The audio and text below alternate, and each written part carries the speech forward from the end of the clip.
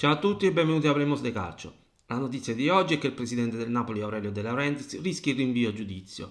Identica sorte per l'altra figura chiave della società, il dottor Andrea Chiavelli. Chiesto il processo anche per la società calcistica. Stiamo parlando dunque di una richiesta di rinvio a giudizio che per il caso delle presunte plusvalenze fittizie relative agli acquisti di Osimhen da Lille e di Manolas dalla Roma. Voglio subito chiarire, per quanti non lo sapessero, cosa vuol dire una richiesta di rinvio a giudizio da parte del PM, cosa che sicuramente i legali di De Laurentiis si aspettavano. Dopo la richiesta di rinvio a giudizio entra in scena il GUP per l'udienza preliminare. Dunque, qual è il compito del GUP? Stabilisce la sussistenza di elementi per rinviare a giudizio l'indagato o in questo caso gli indagati. Nel corso dell'udienza le parti possono discutere sulla fondatezza delle accuse e chiedere l'ammissione di nuove prove. A questo punto il GUP può prendere una di queste tre decisioni.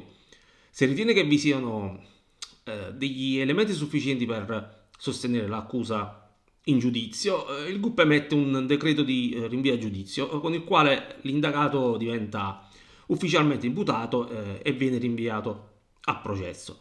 Se ritiene che non vi siano elementi sufficienti per sostenere l'accusa in giudizio, il GUP pronuncia una sentenza di non luogo a procedere, con la quale il procedimento penale si conclude.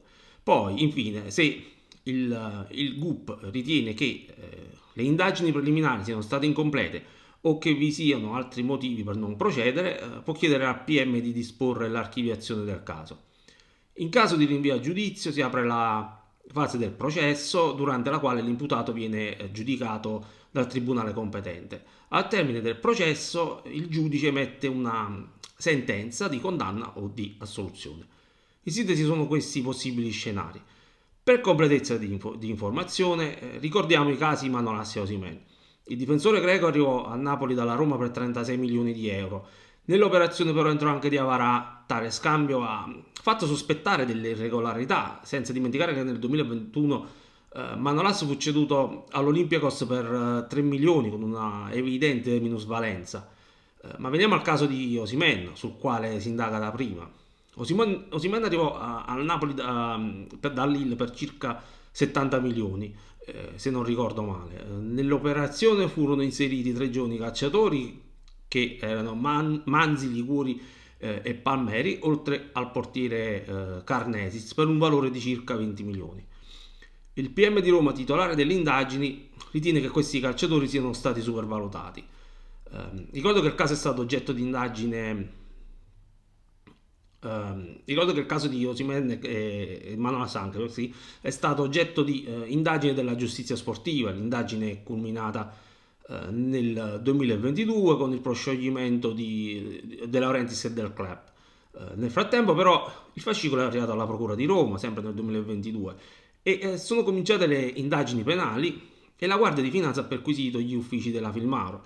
È evidente che la Procura ritiene di avere in mano elementi tali da chiedere il rinvio a giudizio di De Laurentiis e di Chiavelli. Ipotizziamo che si vada al processo e la sentenza sia sfavorevole per il club dal punto di vista sportivo. Si va dalla sanzione economica alla penalizzazione in classifica. Ricordo che la penalizzazione si concretizzerebbe subito dopo la sentenza, anche con il campionato in corso. Questo è tutto. Preciso che non sono un avvocato, quindi quanto detto non è il parere di un esperto, ma solo di uno che cerca di leggere e imparare il più possibile. Non so cosa succederà, non so chi ha ragione, ma se sarà dimostrato che il Napoli ha commesso degli illeciti, è giusto che paghi. Lo dico da tifoso del Napoli e chi mi segue conosce la mia fede calcistica. Vi saluto e mi raccomando l'iscrizione al canale. Ci vediamo con il prossimo video.